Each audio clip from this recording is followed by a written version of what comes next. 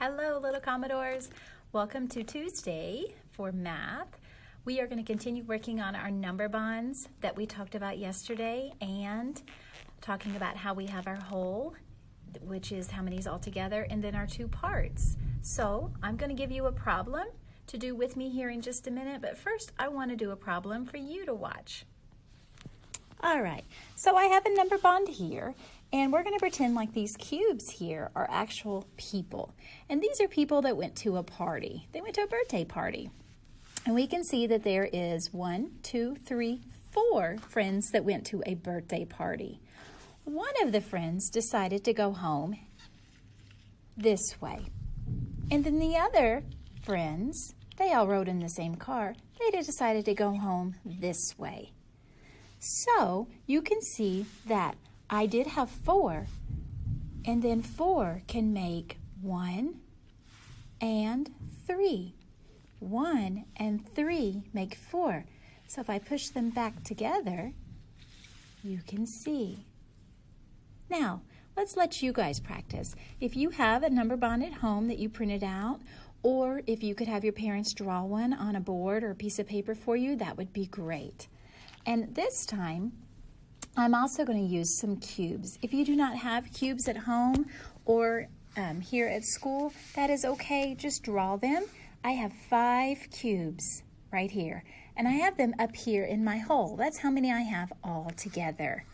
1, 2, 3, 4, 5. So if you could go ahead and put those on your board, your number bond, that would be great. Now we're going to pretend like these are 5 friends that are at school. Some of the friends want to go to play on the swings at recess, and some of the friends want to go and play on the slide at recess.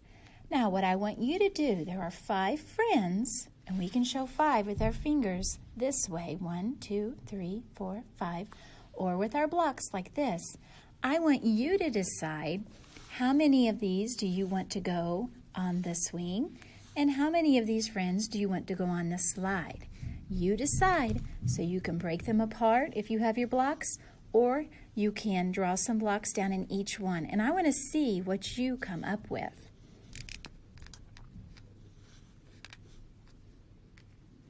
And here's what I came up with, boys and girls. I had 2 of my friends go on the swings, and 3 of my friends decided to go on the slide. I did have 5 altogether, but when I put it on my number bond, I broke that 5 up. It was 5 as the whole, and then I brought and broke it up into 2 parts, 2 and 3. So if I were to write the number sentence that matches that, you can practice this as well, I would write 5 equals 2 plus 3. 5 was how many we had all together at the beginning. And then I had 2 that went on the swings. And then I had 3 that went on the slides. So we could see in our number bond what that problem would look like. Now yours might have looked different. Maybe you decided to have only 1 go on the swing, and maybe all 4 went on the slide. So if you had a problem that looked like that, we still had 5 in our number bond in the hole at the top, but then we had 1 and 4. So our number sentence that would match that would be 5 equals 1 plus 4. Or another way you could say that is 5 is 1 and 4. Or 5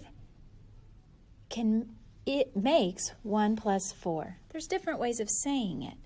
But when we use our number bond, instead of just seeing it as a number sentence, we can also see it, what it looks like when we break it up. Maybe you had a different way too. There's a lot of different ways that we could get to 5. Maybe you had all 5 and you decided that 5 of them were going to go on the swing and 0 of them were going to go on the slide. There's different ways that you could get to 5. Now I want you guys to think about this. If we have our 5 stick, I want us to practice showing on our hands what that would look like. So if I had my 5 and I decided that 3 were going to go on the swing and 2 were going to go on the slide, how would I show that with 2 hands? Well, for this one, I would show 3 fingers. And then for this one, I would show the 2 fingers, because 3 fingers plus 2 more would give us 5 altogether. So there's 2 more strategies that you could use to help you with using your number bonds. You can use blocks and break them up into different groups, or you can use your hands as well to figure out how to do the number sentences. My class yesterday, we worked on how a number bond is kind of like when you put both your hands together, like this. This is your whole, and then when you break your whole apart, you have 2 parts. So your 2 parts, part 1, part 2, put them together to make one whole. So that's something you could practice at home as well. And I attached a worksheet for you guys to practice, and it's going to have you using the cubes that we worked on, and it's also going to have you practicing with your fingers, because that's another way that you can help yourself when doing these number sentences. All right, I hope you guys have a great rest of the day. Bye-bye, my friends.